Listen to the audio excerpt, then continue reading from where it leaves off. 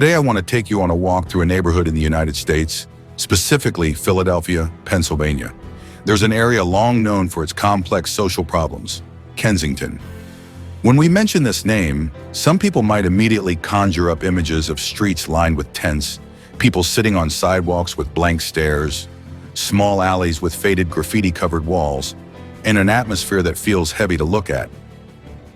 Kensington has long been a kind of mirror of how big cities deal with homelessness and addiction, problems that not only affect the body, but also erode the soul and hope of people.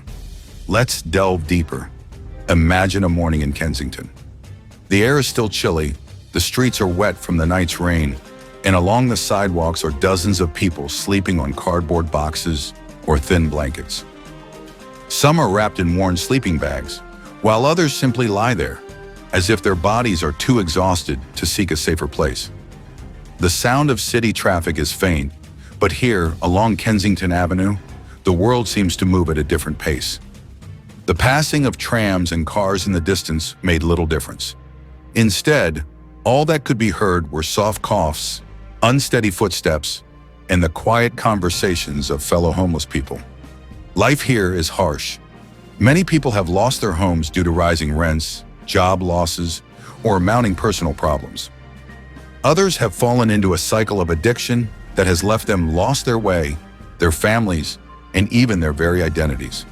If we look closely, we'll see faces that are actually still very young. Teenagers and young adults, who perhaps once had dreams like other young people, school, work, and building a future. However, whether due to poor choices, social pressures, or being trapped in social circles, they now spend their days on the sidewalks, emaciated with tattered clothes and a distorted look. Kensington has become like a makeshift village in the middle of the city. Under the bridge, small blue or gray tents stand, supported by makeshift poles. Inside, some people try to sleep, others sit in contemplation. The smell is unpleasant, a mix of leftover food, cigarette smoke, and the stench of piled-up garbage. For some, this situation seems depressing, even frightening. But for those who live there, this is a reality they have to face every day. Among the homeless, there was a group clearly struggling with addiction. Their bodies looked frail, some sitting against the wall with their heads bowed, their hands still clutching something. Others wandered aimlessly, back and forth along the sidewalk as if searching for something lost. For many people coming to Kensington for the first time, this landscape can feel like another world, a place where hope seems distant and suffering so close. But beneath all that, there are human stories. There are reasons why someone has fallen to this point. Not all of them are due to bad choices. Some stem from job loss, unmanaged mental stress, childhood trauma, or even a weak social support system. As night falls, Kensington grows darker. The streetlights dim, shadows move through the alleys, and the voices of the human mind seem to blend with the sound of the night wind. Many people lie on the sidewalk uncertain whether they will be okay tomorrow. The cold is biting, and for some, their bodies are no longer able to fight. However, amidst the darkness, there are still glimmers of light. Several social groups, volunteers, and even charities regularly come to provide food, warm clothing, or simply a helping hand. They come not only with hot bread and coffee, but also with a smile and a listening ear. Because sometimes what a person needs most isn't just food, but also the feeling that they still exist, that they are still human. When we talk about addicts in Kensington, we're talking about a cycle that's difficult to break.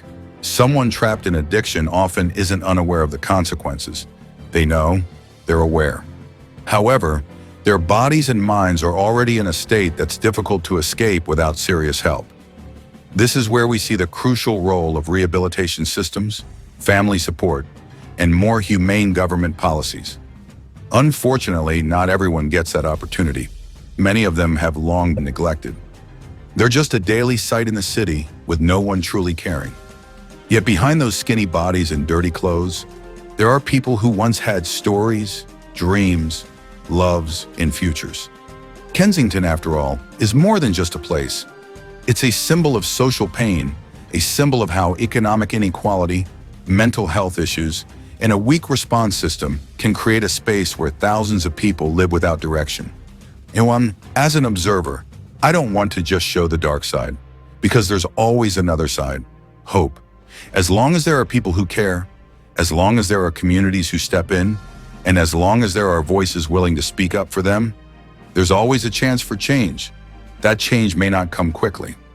It may not be as easy as turning the palm of your hand, but when one person manages to rise from the streets of Kensington, it's a sign that hope isn't dead.